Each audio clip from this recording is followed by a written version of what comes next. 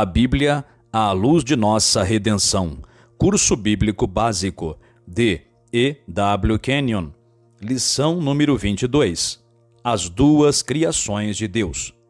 Em nossa última lição, a qual foi sobre a identificação com Cristo, estudamos os passos pelos quais Deus produziu uma nova criação em Cristo. Depois que Cristo foi vivificado da morte espiritual, ele ressuscitou como o primogênito de muitos irmãos. Romanos capítulo 8, versículo 29 diz, abre aspas, porquanto aos que de antemão conheceu, também os predestinou para serem conformes à imagem de seu Filho, a fim de que ele seja o primogênito entre muitos irmãos. Fecha aspas. Cristo foi o primogênito de muitos filhos de Deus. Ele foi o primogênito dos mortos. Hebreus capítulo 1, versículos 5 e 6 diz, abre aspas, pois a qual dos anjos disse jamais, tu és meu filho, eu hoje te gerei. E outra vez, eu lhe serei pai e ele me será filho. E novamente, ao introduzir o primogênito no mundo, diz, e todos os anjos de Deus o adorem. Fecha aspas. Cristo foi o primeiro homem em todas as eras da história humana a nascer da morte espiritual para o reino da vida. Colossenses capítulo 1, versículo 18 diz, abre aspas, ele é a cabeça do corpo, da igreja. Ele é o princípio, o primogênito de entre os mortos, para em todas as coisas ter a primazia. Fecha aspas. Cristo é a cabeça da nova criação. Ele é a cabeça de uma nova espécie, um novo tipo de homem. Cristo é a cabeça de uma criação de homens que são livres do domínio de Satanás. Quando um homem aceita este Filho de Deus, ou seja, Cristo, como Salvador e Senhor, ele passa da morte para a vida. Veja Evangelho de João, capítulo 5, versículo 24. Segunda aos Coríntios, capítulo 5, versículo 17, diz, abre aspas, e assim, se alguém está em Cristo, é nova criatura. As coisas antigas já passaram, eis que se fizeram novas. Fecha aspas. Esta nova criação em Cristo, uma criação espiritual, é tão real quanto a criação em Adão. Neste estudo, vamos comparar as duas. Criação em Adão. A criação do universo e a criação do homem, que é a coroa da criação, nos apontam para um Criador inteligente e onipotente. Somente alguém cuja mente é cegada pela determinação de não crer em Deus, crerá de outra maneira. Daremos apenas um breve resumo, mostrando no que um homem precisa crer, caso se recuse a crer em um Criador inteligente. O primeiro fato que o homem enfrenta é este: ele mesmo existe. Aqui, pelo menos, o seu conhecimento é certo. Ele existe, mas como veio a existir? Ele vive em um mundo repleto de vida, mas como a vida começou? Dizer que o homem é descendente de contáveis ou incontáveis gerações simplesmente não explica. De onde o primeiro homem veio? Como a vida começou? Até hoje, a ciência não foi capaz de responder, nem mesmo de supor. A única resposta que a ciência pode dar é que a vida surgiu da morte, do nada. O cientista que rejeita a Deus precisa aceitar como verdadeiro fundamento de sua crença uma teoria que não somente carece de provas, mas uma contradição a todo o nosso conhecimento atual sobre o assunto. Cada experimento científico tem provado que a vida não pode ser gerada independentemente de vida antecedente, que a matéria inanimada não pode se tornar viva, exceto sob a influência de matéria já vivente, e que a vida é produzida somente pela vida. O homem que rejeita um Criador responde que, apesar de não podermos provar que a geração espontânea aconteceu, ela pode ter ocorrido há bilhões de anos. Ele também diz que apenas um germe de matéria vivente teria sido necessário. Este primitivo germe vivo ele precisa aceitar como verdadeiro. Mas ele precisa crer que este germe possuía inerente dentro dele todas as possibilidades para o desenvolvimento da vida em cada reino. O que é mais fácil de crer?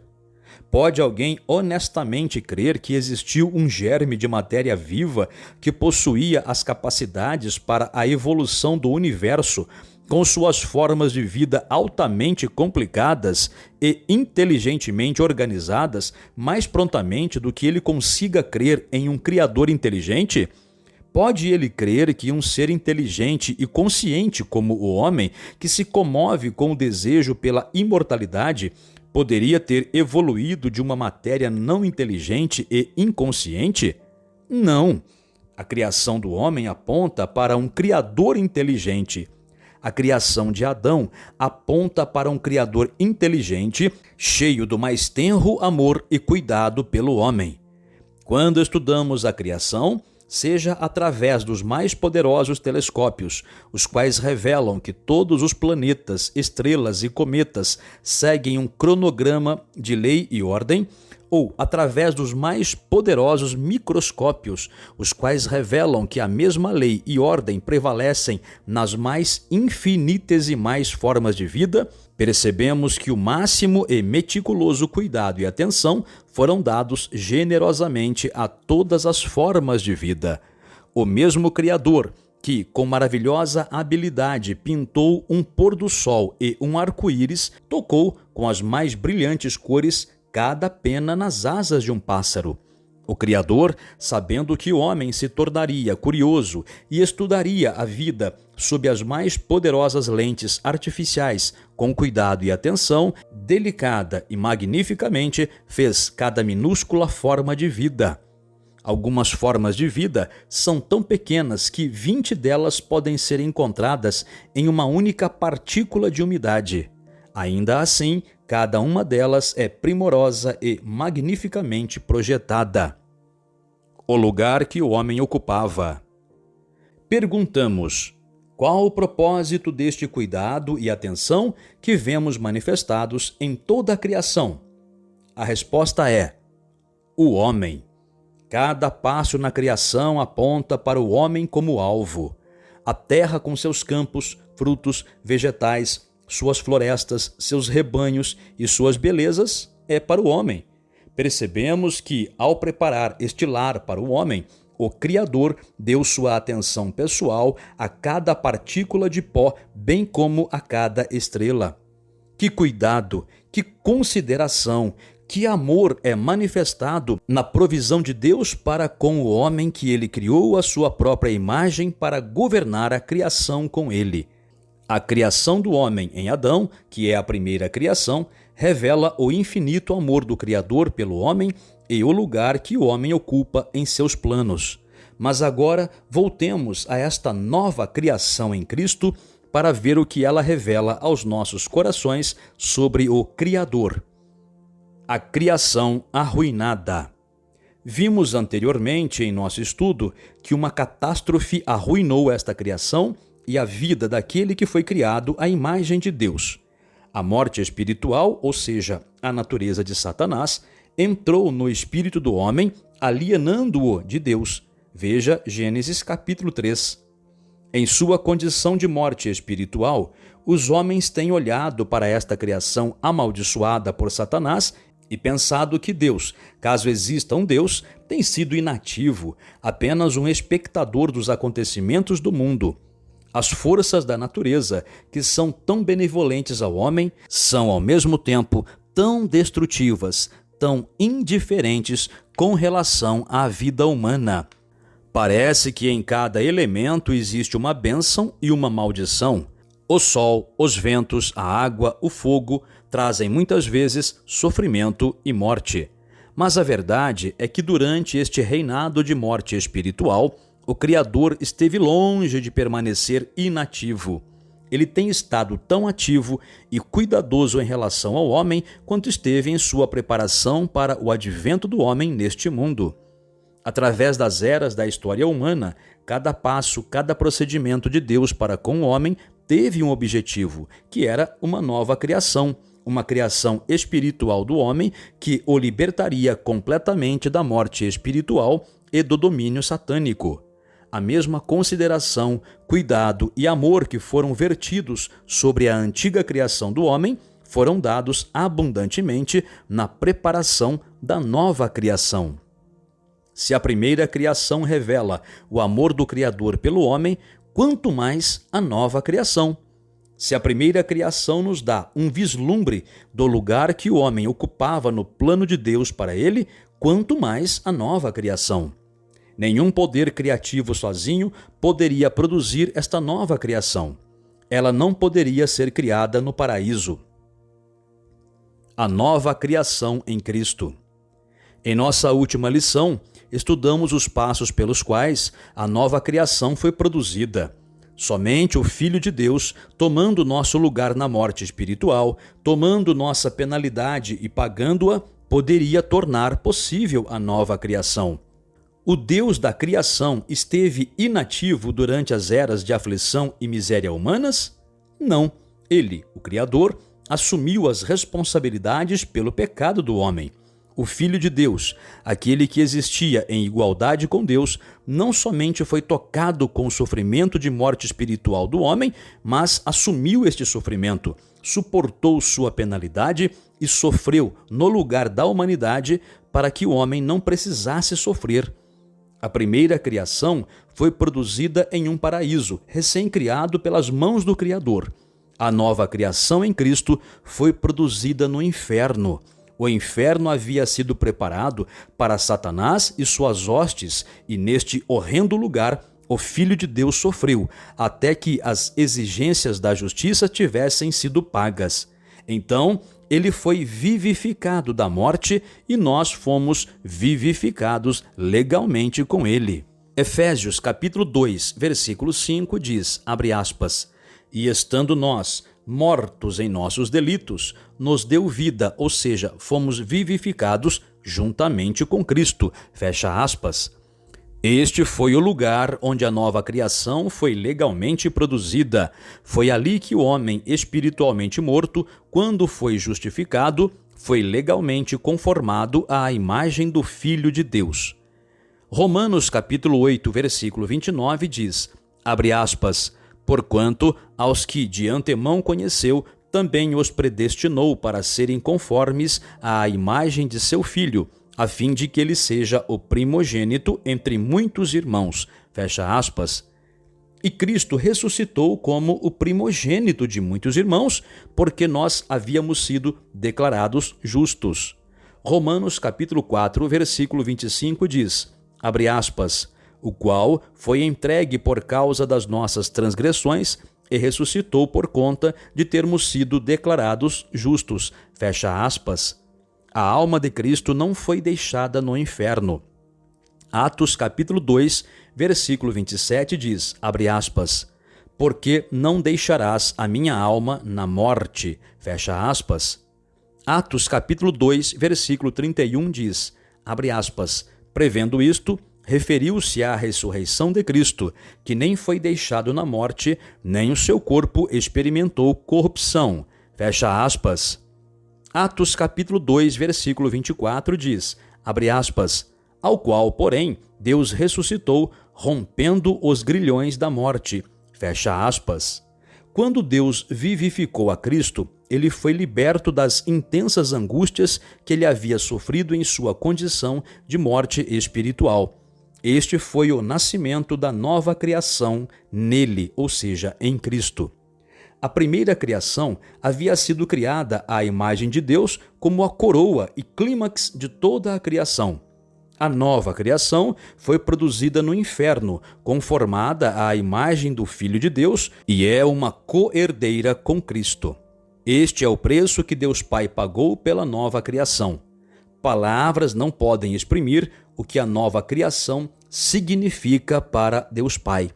Temos lidado aqui com o lado legal, ou seja, com o que Deus fez pelo homem em Cristo. Um homem entra na nova criação de modo real e vital, ou seja, na prática, recebendo a Cristo pessoalmente como Salvador e Senhor. Veja Romanos, capítulo 10, versículos 9 e 10. Segunda aos Coríntios, capítulo 5, versículo 17, mostra que o homem é então feito uma nova criação em Cristo. Vamos estudar agora a atitude do Pai em relação à nova criação hoje. Este Criador está hoje indiferente em relação à nova criação em Cristo? A resposta é não. Sua herança é a nova criação. Cada sonho, cada plano para o homem somente encontra seu cumprimento na nova criação. Vamos estudar agora o que Deus disse sobre a nova criação. Ele declara que a nova criação foi feita justa. Romanos capítulo 5, versículo 1 diz, abre aspas, sendo por isso declarado justo pela fé, fecha aspas. Esta é uma tradução literal do grego. Deus Pai também declara que Jesus, seu próprio Filho, é a justiça do homem que se tornou nova criação em Cristo. 1 aos Coríntios, capítulo 1, versículo 30, diz, abre aspas, mas vós sois dele, em Cristo Jesus, o qual se nos tornou, da parte de Deus, sabedoria e justiça e santificação e redenção, fecha aspas. Esta é uma descrição da nova criação gerada de Deus em Cristo. Contudo, essas declarações não conseguem descrever a justiça deste novo homem que Deus Pai produziu. Ele não consegue dizer nada mais quando diz que a nova criação se tornou a própria justiça de Deus em Cristo. Segunda aos Coríntios, capítulo 5, versículo 21 diz, abre aspas, aquele que não conheceu o pecado, ele o fez pecado por nós, para que, nele, fôssemos feitos justiça de Deus, fecha aspas. A nova criação é tão livre do domínio de Satanás quanto Cristo é. O novo homem foi totalmente liberto da autoridade de Satanás. Colossenses capítulo 1, versículo 13 diz, abre aspas, ele nos libertou do império das trevas e nos transportou para o reino do Filho do seu amor, fecha aspas. No que diz respeito à nova criação, Satanás não existe. Hebreus capítulo 2, versículo 14 diz, abre aspas, para que, pela morte, aniquilasse o que tinha o império da morte, isto é, o diabo, fecha aspas. Satanás é o pai e senhor do homem natural e o governador do império da morte, mas para a nova criação, Satanás legalmente é como um nada. Romanos capítulo 6, versículos 1 ao 13, mostra que a nova criação é tão livre do domínio da morte espiritual como Cristo o é. O primeiro homem foi um vice-governador de Deus, mas o novo homem é um co-herdeiro com Jesus Cristo. Romanos capítulo 8, versículos 16 e 17 diz, abre aspas, o próprio Espírito testifica com o nosso espírito que somos filhos de Deus. Ora, se somos filhos, somos também herdeiros, herdeiros de Deus e co-herdeiros com Cristo. Fecha aspas. Deus Pai considera a nova criação como ele considera Cristo. O novo homem não pertence ao mundo e não tem mais parte com Satanás, como Cristo também não tinha. Evangelho de João, capítulo 17, versículo 16, diz, abre aspas, eles não são do mundo, como também eu não sou, fecha aspas. Deus Pai ama o novo homem do mesmo modo como ama a Cristo.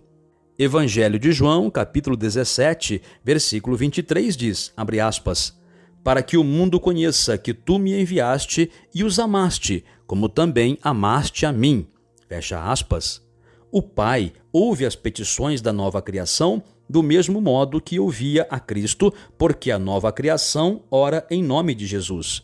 Este novo homem pode fazer com que o Criador onipotente opere em seu favor por usar a autoridade do nome de Jesus. Evangelho de João, capítulo 16, versículos 23 e 24, diz, abre aspas, em verdade vos digo, se pedirdes alguma coisa ao Pai, ele vô-la concederá em meu nome, fecha aspas. Quão ilimitada em poder e autoridade é a vida daquele que foi feito uma nova criação em Cristo. Questionário 1. Explique a frase de Romanos capítulo 8, versículo 29, que diz, abre aspas, a fim de que ele seja o primogênito entre muitos irmãos. Fecha aspas. 2. O que um homem que rejeita a Deus precisa aceitar com relação à criação do homem. 3. Mostre como a criação do homem aponta para um Criador inteligente. 4. Como a criação revela o cuidado de Deus pelo homem. 5. Mostre como a criação foi arruinada na queda. 6. Qual o preço que Deus pagou pela nova criação? 7. Por que foi necessário produzir uma nova criação? 8. Quão ilimitada em poder e autoridade é a vida daquele que foi feito uma nova criação em Cristo? 9. Quão justo é este novo homem em Cristo? 10. Qual é a atitude do Pai com relação ao novo homem?